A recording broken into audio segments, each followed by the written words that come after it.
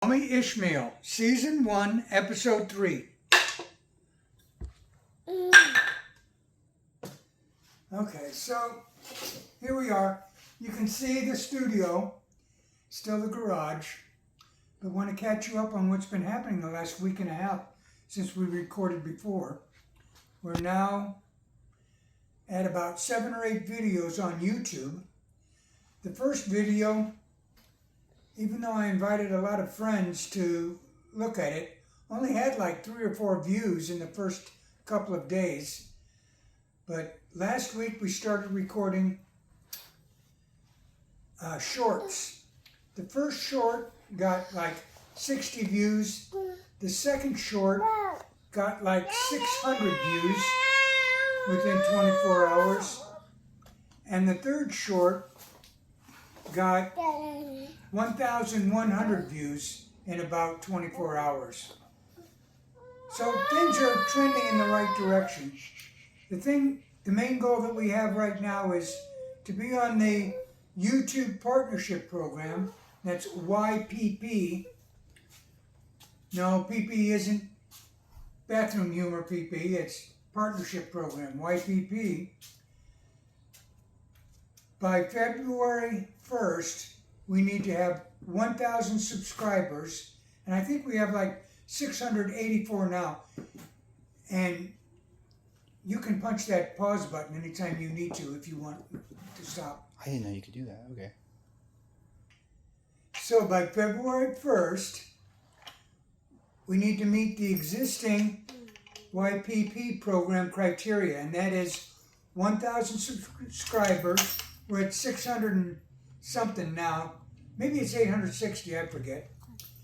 And 4,000 watch hours. In other words, people watch it for a total of so much time. We need to have that to meet that, or 2 million views on YouTube Shorts, which we're actually doing pretty good on Shorts, but I don't think we're doing good enough to get 2 million by February 1st. Because on February 1st, all the criteria at least doubles. So on February 1st of next year, we have to get like 2,000 subscriptions and 8,000 watch hours. So that's a goal that we're shooting for now, so that we can have all the benefits of being a partner with YouTube. And that if you go to the channel, Call Me Ishmael FW, that's our channel name at YouTube, you'll see that we have lists. What do they call those? Video lists? Playlists. So our main signature show is the Quran VXV, verse by verse through the Quran. That's the main thing we're doing. Obviously, there's what we're doing right now behind the scenes so that people can see what we're doing, how we're doing it. Maybe they want to do something similar. The third area that we haven't actually done a video of yet, this week I expect to do one, is on Discipleship 3.0. The original Disciple was 12 guys doing word-of-mouth advertising. What I call Discipleship 1.0 was when the Gutenberg press, the printing press, first came out. Then the gospel could be spread by the written word. And certainly the Bible then was much more available. I call Discipleship 2.0, what do I call that? Oh, radio and television. And some of that's gotten kind of crazy if you've seen any of the TV evangelists. But what I'm proposing, one of the things that we're trying to serve with this channel is Discipleship 3.0. Instead of you trying to go door to door, trying to come up with good tracks, coming up with different systems, I want to be simple and easy. It shouldn't be having to learn a whole bunch of stuff.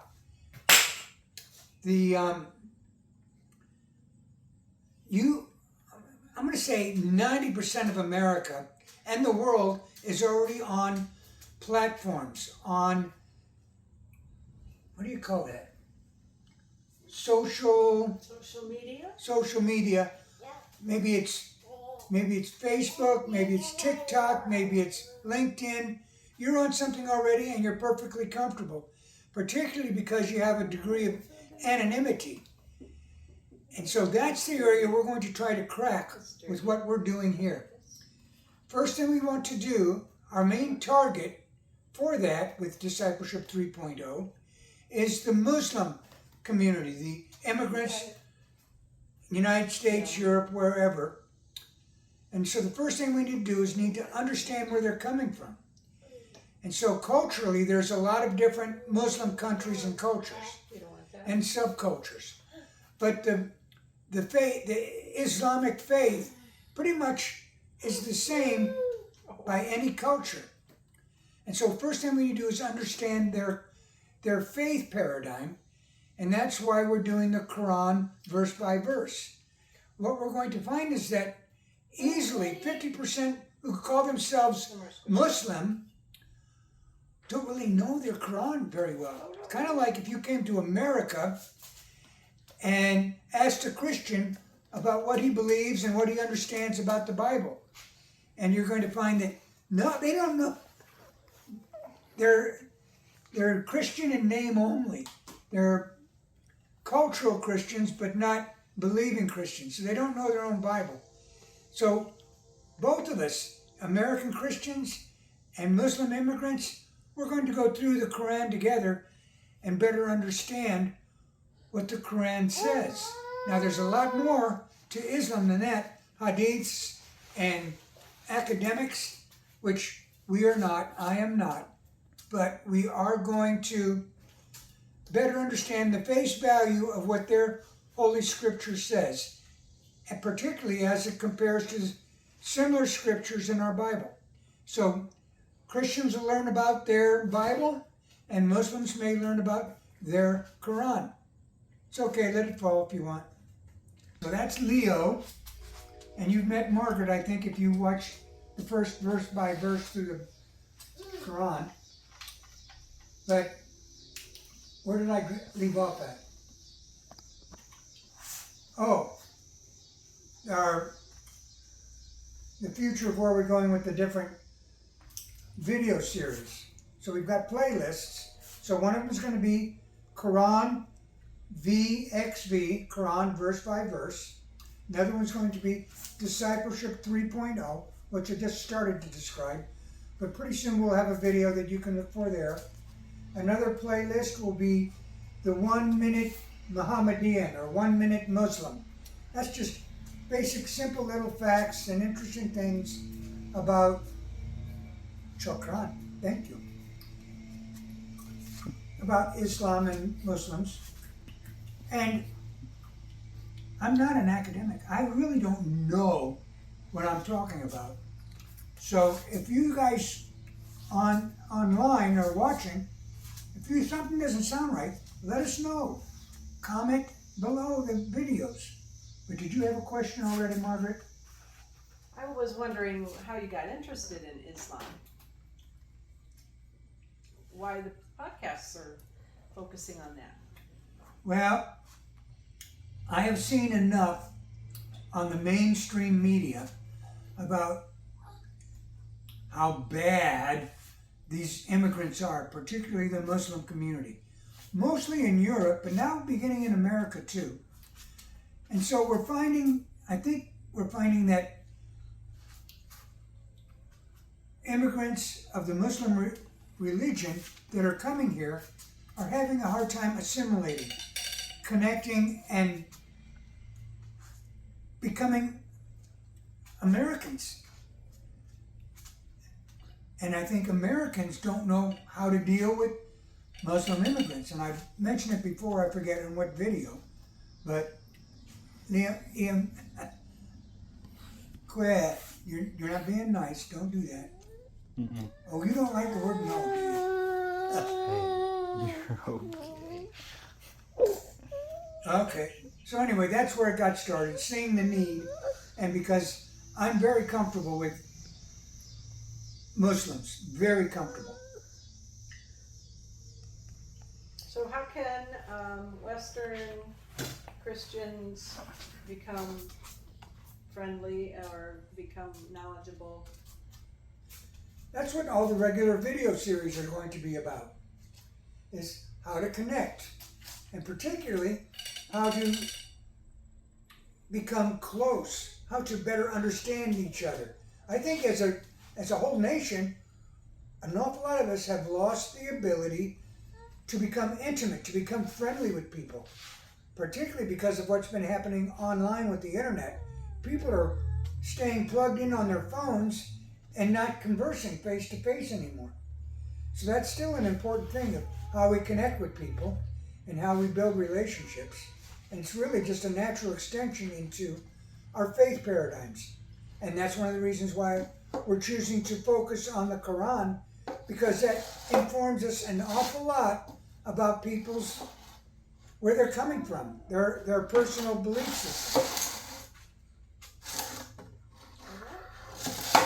Thanks for explaining. And this will be non-for-profit. You will never hear us soliciting for funds. Now, you see this little round table, and I think it was Surah number 1 that we did. It was just Margaret and I. But I'm going to get a bigger round table, and where the verse by verse understanding is going to go, we want a group of people to sit around and discuss the Quran as we go through, and how it plays against our Christian belief system. So that's the plan. And then as we get people on board, how do we motivate the individuals to stay connected with us? Well, one of the things we're going to do is an application online that's called Buy Me a Coffee. So instead of saying, hey, would you give us some money because we want to encourage Leo to keep joining us on our table, would you buy him a coffee? Anywhere in the world, if you can afford 50 cents, then you can actually contribute to him at his Buy Me a Coffee account. So there's going to be some small income abilities, even for our videographer, Jace, who's behind the camera now. If you're wondering why it's going like this, it's him. Yeah, I'm just starting. Well, the other questions I had relate to sort of why religions use fear as a motivator. Seems like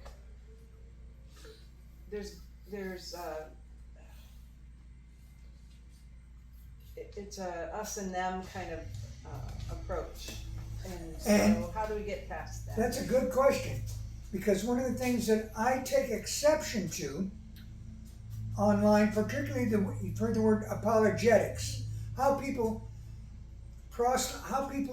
encourage people to consider our faith, or how we defend our faith against people saying, oh, that's just a myth, or oh, that's crazy, or whatever, or that's impossible according to science, maybe the age of the earth, maybe angels, maybe miracles. So how do we defend our faith? And more specifically, how do we contend with someone of a different faith? What we've seen is almost everybody wanting to do, I gotcha. You see, Muhammad couldn't have done that because of this. What I want to do is just take the Quran verse by verse and take it at face value. Until we find a problem, we don't assume that it's nefarious, that it's devil-inspired. No, we're going to be an honest broker and discuss the Quran as average people, not as academics, not as fire and brimstone evangelists, just as normal people trying to figure out how we can understand each other better. Did that answer anything? Yeah. Okay. Thank you. But we'll get more as we get going, and I'll get better too. Personally, I'm not comfortable with my persona in front of the camera. I don't think it's the real me yet. And I know that I need to speak a little bit more carefully and logically for you and for the YouTube algorithm to figure out what I'm saying. But we can get there together, particularly if you give feedback. Sun Tzu, The Art of War, says, never trust the friend who is silent. So if you're viewing this on YouTube and you think it's good, you think it's bad, you think it's missing an important point, if you don't join the conversation by commenting, or if you live nearby, coming and joining us at our table, then you might be a friend, but you're silent and I don't trust you. If you're a true friend, particularly on YouTube, because it's not like we're face to face and I start crying. We need the contention. We need you to say, no, that's not right, George. Bismillah, no, we will not let you go. You know what I'm saying there, right? You saw the last YouTube short, didn't you? Bismillah, no? Oh, man. Jace, we've got to be able to splice in. Do a pause there. So we are, hopefully we got the Bismillah clip in there. But what else have we got? I think that's enough for today. We're going to try and do this weekly. And I think it's going to be on Sundays is when Jace, my videographer guy, comes around. And we'll do these. So hopefully we'll have better questions. Hopefully you will post questions that we can answer about the behind the scenes thing, what we're trying to do. But yes, I consider myself a showrunner. The big picture of what we're trying to do with verse by verse through the Quran. And what was that? Quran VXV is the playlist. It's going to be like a TV series. Think Game of Thrones. Oh, no, not Game of Thrones. What was it? Game of Thrones. I never watched it. I don't It's know. an ongoing series. That's what we want this to be. And we want the characters to be the people around the table that are sharing. So we'll see someone going through some issues over several episodes. What's going to happen with Jada's concern about God taking care of her kids when they grow up? That might be her thing that she's going through, and we'll hopefully see that get answered as we go through our faith paradigm stuff. So that's it for today. Allah Ismail